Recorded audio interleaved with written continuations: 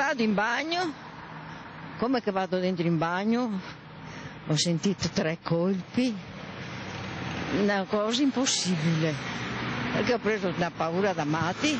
Ma ha capito subito cos'era? No, al momento no, proprio lontanissima, pensavo che qualcuno vicino fosse caduto qualcosa, un armadio.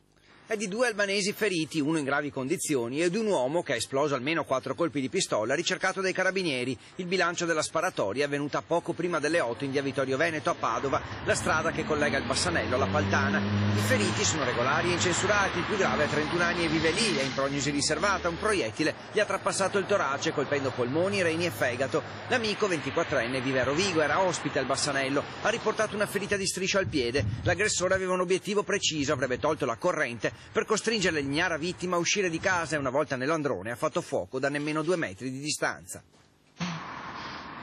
E dico, ma come mai che non c'è la luce? Ho guardato sulla sveglietta che ho, era ferma. E conosceva le persone? Non lo so chi siano, perché qua vanno e vengono.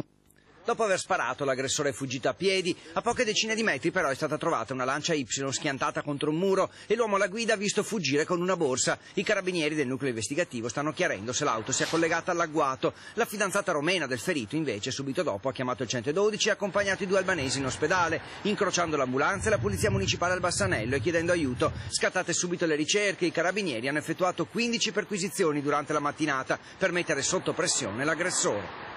Quando sono arrivati i carabinieri io dico, guardi, io non l'ho toccato, c'è una pallottola e poi sopra il muro, insomma abbiamo preso tanta paura e basta.